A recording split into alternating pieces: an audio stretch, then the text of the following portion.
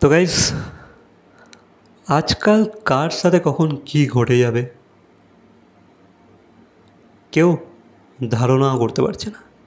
তো এবার বিষয়টা হচ্ছে, সুদীপাকে তোমরা চেনো তো, যে মানে ওই জি বাংলায় রান্নাঘর করতো। এখন হয় কি আমি জানি না রান্নাঘর, বাট সে করতো। তো তাকে আমরা ওই ওখান থেকেই চিনি বেশিরভাগ। তো অন্তত আমি তো তাকে রান্নাঘর থেকেই চিনি। ইভেন সে নানান প্রোগ্রামে এদিক ওদিক গিয়েই থাকে। অনেক প্রোগ্রামে আমি তাকে তাছাড়াও দেখেছি, অনেক অ্যাওয়ার্ড ফাংশনেতে তাকে আমি উপস্থিত থাকতে দেখেছি জি বাংলার নানান অনেক কিছুতেই। তো সেই সুদীপার সাথে একটা বড় কন্ট্রোভার্সি হয়ে গেছে। এবার সুদীপার সাথে কিন্তু বেশ কয়েকটা কন্ট্রোভার্সি পাস্টে ঘটেছে, যেগুলো আমরা সাক্ষী ছিলাম। লাইক একটা কন্ট্রোভার্সিতে তো ভাই অরিত্রা দত্তা বণিক তাকে কড়াভাবে অ্যাটাক করেছিল, মানে কড়াভাবে শুনিয়ে দিয়েছিল। তার আলাদাভাবেই ক্লাস নিচ্ছিল অরিত্র। তো এইবার কি ঘটেছে, এই যে কোরবানির যে ঈদ গেল, তো এই কোরবানির ঈদেতেই সুদীপা যেহেতু রান্নাঘরে হোস্ট, সে রান্নাঘরের এই শোটা হোস্ট করতো, বা সেখানে সে নানান রান্না করতো, এক্সপেরিমেন্ট করতো অ্যান্ড অল। তো তাকে বাংলাদেশের একটা কুকিং শো থেকে তাকে ইনভাইট করা হয়েছিল, আর সুদীপা সেখানে যথারীতি গিয়েও ছিল। এবং ব্যাপারটা হয়েছে যে সেখানে যে হোস্ট, মানে সেখানকার যে কুকিং, মানে যে সেই শোটাকে হোস্ট করে বাংলাদেশে, সে আর কি ওই কোরবানির ঈদ উপলক্ষে একটা স্পেশাল ডিশ করতো, লাইক গরুর কোপ্তা, ঠিক আছে, বিফ কোপ্তা। তো এইবার ব্যাপারটা হয়েছে যে সেই হোস্টটা সেখানে বলছে যে, তো সুদীপা, আজ আমি তোমার জন্য গরুর কোপ্তা রান্না করব, ঠিক আছে। তো বিষয়টা এরকমই ঘটেছে যে সেই হোস্ট সেখানে বলেছে যে সুদীপা, আমি আজ তোমার জন্য, যেহেতু সুদীপা গেস্ট হয়ে গিয়েছে সেখানে, তো বলেছে আজ আমি তোমার জন্য গরুর কোপ্তা রান্না করব। এবার সেখানে সুদীপা যথারীতি প্রেজেন্ট ছিল। তো এই ক্লিপটা যখন আমাদের ইন্ডিয়ার লোকেরা দেখেছে, বা নানান পাবলিক যখন দেখেছে, তারা জাস্ট নিতে পারে না যে ভাই, তারা তখন তারা এবার সুদীপাকে অ্যাটাক করা স্টার্ট করে দিয়েছে যে তুমি হিন্দু হয়ে কি করে অমন একটা শোয়েতে ছিলে যেখানে গরুর কোপ্তা রান্না করা হচ্ছে, বা সেই তার মানে নিশ্চয়ই তুমি তোমার জন্য, যখন বলছে হোস্ট যে তোমার জন্য আজ গরুর কোপ্তা রান্না করবো আমি, নিশ্চয়ই তুমি খেয়েওছো। তো এই জিনিসটা নিয়ে ভাই সুদীপাকে আলাদা লেভেলের লোক অ্যাটাক করছে। ইভেন তার ছেলেকে টেনে আনছে, তার ছোটো বাচ্চাকে, 5 বছরের আই থিঙ্ক তার বাচ্চা। তো তার 5 বছরের ছেলেকে নিয়ে উল্টো পাল্টা কথাবার্তা হচ্ছে। সুদীপাকে রাস্তায় দেখতে পেলে নাকি কেরোসিন লাগিয়ে জ্বালিয়ে দেবে, এরকম ধরনের কিছু লোক মন্তব্য করছে, তাকে পেটাবে, করবে, মানে নানান হুমকি তাকে দিয়ে বেড়াচ্ছে, ঠিক আছে। তো সুদীপা তো এবার ভাই অন্য লেভেলেরই কন্ট্রোভার্সির মধ্যে ফেঁসে গিয়েছে।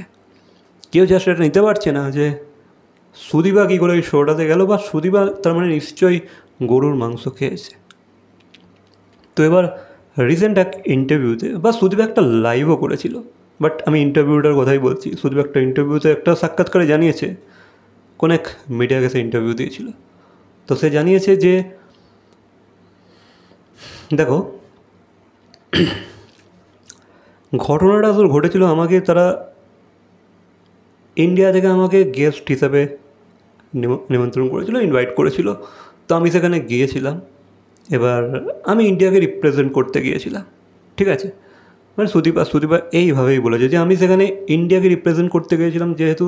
তো এবার সেদিনকে যেহেতু তাদের কোরবানি ঈদ স্পেশাল একটা এপিসোড ছিল, তো তারা গরুর কোপ্তা বানিয়েছিল, আর হোস্ট ভুলবশত বলে ফেলেছিল যে সুদীপা, আজ আমি তোমার জন্য গরুর কোপ্তা বানাচ্ছি, যেটা সুদীপা একটু খাটকা হয়তো লেগেছিল, যেমন আর কি সুদীপা বলছে।